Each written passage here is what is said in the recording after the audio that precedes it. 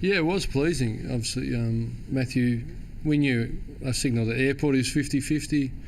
He did a fitness test 100 minutes out because we put in the team sheets at 90 minutes and he declared himself no. So from there it's really simple, not much discussion, call the group in, inform them.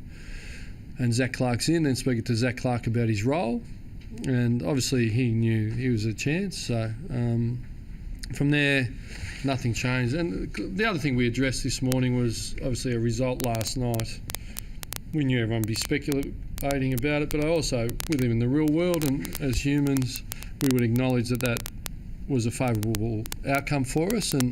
But there'd be a lot of noise about it. I just got the group with all the coaches and we just said nothing changes from there. We've come to improve and test ourselves against one of the form teams of competition. Admittedly, they've been up for a while, so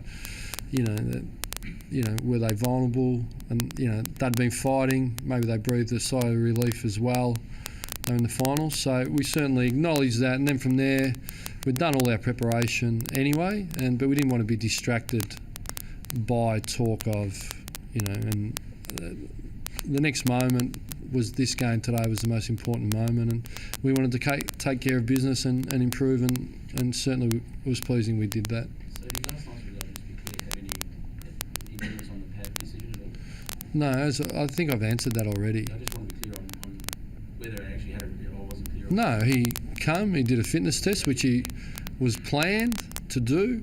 Was planned 3 days out. He would do it at the 100-minute mark, pre the bounce, for 10 minutes, and he walked in and I queried him, and he said, look, I'm not right to go. And then and he had the doctor next to him, and that's the way it works. I don't make decisions. Players and doctors and conditioners make the decisions, in particular the doctor, and that's probably about last week. I just furnished the information, by the time it gets to me, it's involved a doctor, the player, head conditioner, physio, and as coach, you're the spokesperson. So that's how it worked again today. So what he's got, just quickly, what would his prospects be next week? Probably the same as this week.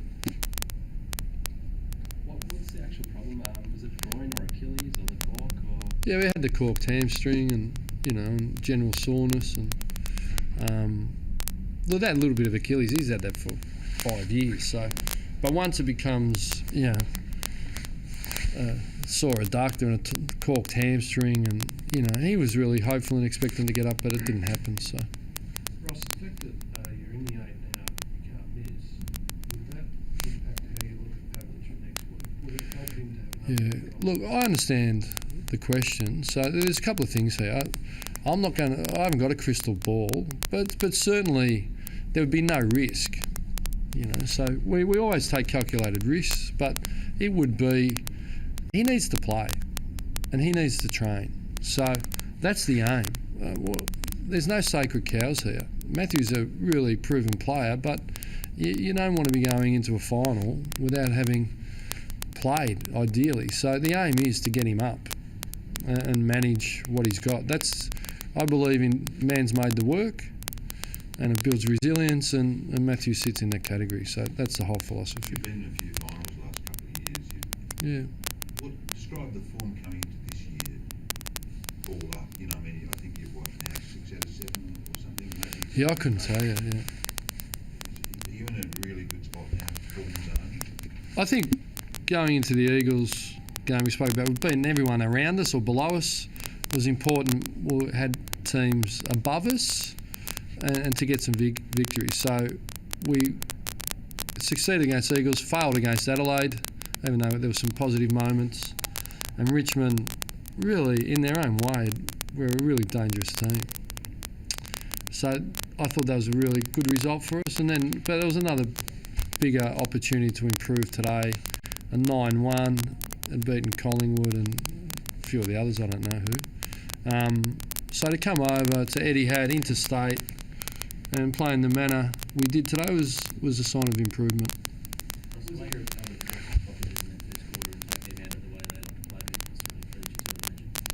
Yeah, I couldn't tell you how many stoppages. Yeah, maybe. I don't know. We had 16 entries to 8 or something. So we just felt we were clearing the ball well, and getting some good ground position. So look, I thought it was a open sort of game. Do you know what I mean? Lots of kicks. We had 60 entries. Heard the other night the record's 82 in an AFL game. So I reckon if you're putting 60 entries, you're going okay. Yeah, look, he's there's no doubt. He saw John Griffin assuming a mantle, and he's no dummy. He knows I've got to perform to keep him a spot. So it's good for the Fremantle Football Club. It was one of the most pleasing aspects as well was the response when challenged. In terms of you did stick to your structures and stick to your guns and things like that, and slowly things turned around, and then it's 9-goal last quarter. Yeah, I think that's a really astute observation. We were challenged. 2 centre clearances, 2 free kicks, 2 crumbing goals.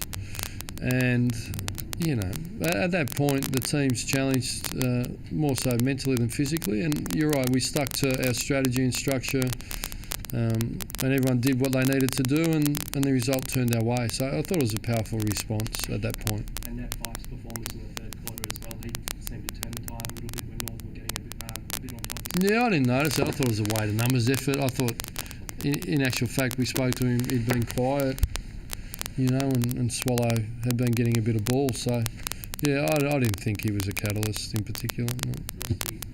Adam and McPhee and Keppel groggy at different times.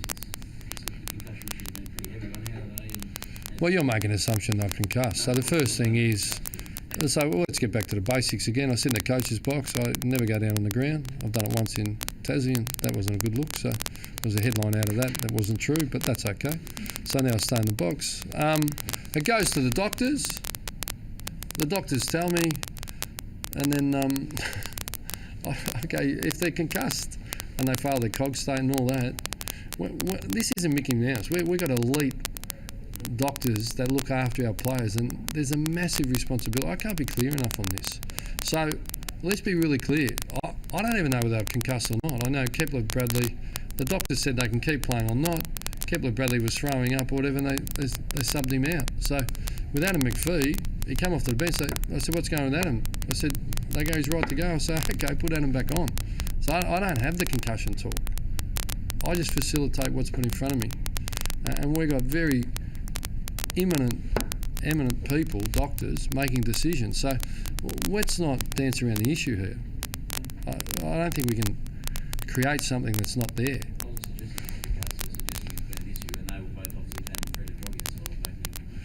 Well, I don't know whether they're groggy or not. I know they copped a hit and all those things.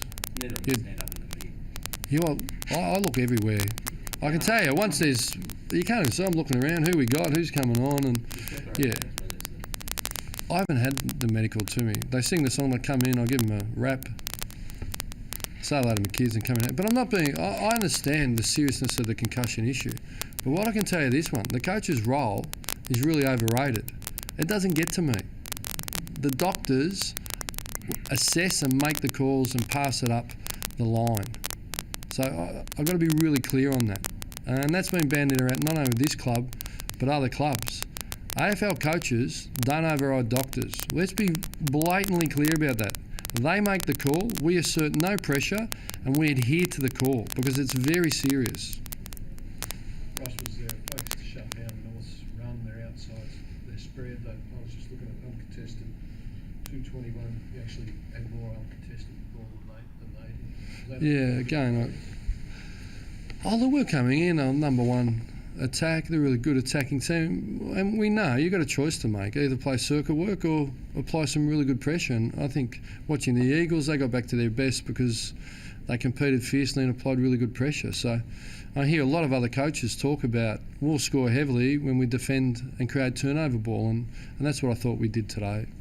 Ross, has Valentine taken his pressure even to another level over the last 6 weeks? He looked fantastic today. Look, I certainly walked in, and Ballantyne and De Boer and Main were elite forward pressure players. So I've certainly inherited a good attitude and a capacity, and I think he struck a vein of form because when he wasn't going well, all I saw Hayden was train really hard, and I just knew, gee whiz, he's got some good character, this boy, and he'll turn it around. And and I drove him, and Peter Sumich drove him, and he just kept his head up and kept working, and it's a credit to him that the wheels turned a little bit. How come you travel so well to Melbourne Oh, look, it's I mean, something you've worked on because we certainly changed the process.